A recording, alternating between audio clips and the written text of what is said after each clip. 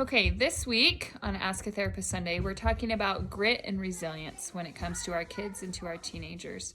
Again, this is not to replace therapy, it's just conversations that we have together that we hope will be helpful to someone else during this time. We chose grit and resilience especially since in our state they just announced that school will be closed for the rest of the year and that we will be homeschooling. And we've thought a lot about kids and teenagers and everything that's been canceled and missing their friends, and how do we help them during this time? We were talking about it, and well, I think it puts you in a tough position as a parent, right? When you start looking at, hey, how always looking at how your kids are doing. It gets overwhelming really quick and that kind of stuff. But there's a couple of things that always kind of stood out to me, and I noticed stand out to other people. There are times where our kids are struggling, or I'm sad, not feeling well. And you start to realize, hey, there's a very strong, parental urge to, I'm just going to jump in and fix it. There's also, that urge that, look, I want to help him do better and feel better and be more healthy, and almost like that, tough coach kind of feeling. Like there's a couple of two sides of this, right? Where if we go all the way, to one end or the other, on one end, we can do it for them, be very, kind of the buzzword is more enabling, right? The more we're doing it instead of them. Or we can go really far to the other side and be, kind of more harsher, judgmental, and hey, just man up, do it yourself, figure it out. Life's tough, so just do it.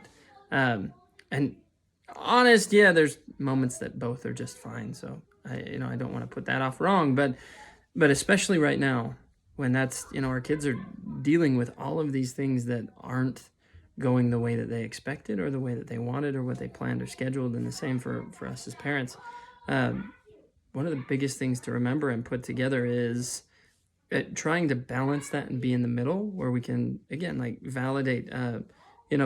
Michelle had put together kind of a validate and motivate, just kind of like, it has a little ring to it, but a way to sit down and recognize and connect with if they're sad or having a hard time, and also be motivating to the point of saying, all right, but like we, we're going to support you and be with you as you move on through this. Now, there's an interesting piece to this, because there are definitely, and this is where we got to practice being aware and noticing, what's going on for our kids. Because there are those times where, just sitting down, recognizing that they're sad, it's not going to be enough. There are a lot of things with this where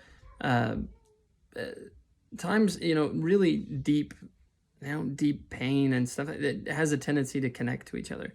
And so there are times where, canceling school and not having, certain things we may have planned, or big trips and things like that, can start to pile up, and they all connect together, and they can make, deep personal beliefs, and because I know this and this and this, and it can be harder than just hey, I'm sad. And that's where you involve, therapists, mental health professionals and things like that, because that's more than just an afternoon or a week discussion or something like that. And that's an important piece.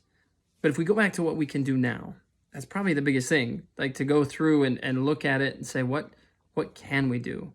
What's in our, I'd say, responsibility in our boundaries? What can we as parents do? What can our kids do? And can we be careful not to step on each other's toes, to take it to where, we're doing stuff that they can actually do for themselves? When we got a chance to experience this, we have our oldest daughter has had a lot of things canceled, and they started building up one on top of each other, like you talked about. And then the icing on the cake was our spring break trip was canceled. And it was something that she was really looking forward to and counting down the days for. And the tears came, and she's not somebody who cries very often, and she was really upset. And I was able to sit with her as a mom, and I am the more natural one to just be like, let's go, like, you've got this, and move on. And I had to remind myself to sit down and to validate that, and to hug her and hold her and let her cry it out. But then also turn it back over to her and say, what would you like to do for spring break? We can't do what you wanted. What do you want to do? And there's also part of the mom in me that said, let's make all the brownies and all the cake and just watch movies all day and just be sad. But we were able to instead make a plan. And we made a plan and we followed that plan and did some really great things as a family that wasn't what she wanted, but it was something that she came up with and helped to put into place. And as easy as it would have been to rescue her from that, it was great to see that resilience and to see, hey, I could still have a good time even though it's not what I wanted. And so I'm grateful for this discussion, just to think about ways that we can teach our kids to have grit and resilience, validating them while also motivating them to get up and to go and to do. It's that difference between, kind of empowering and enabling.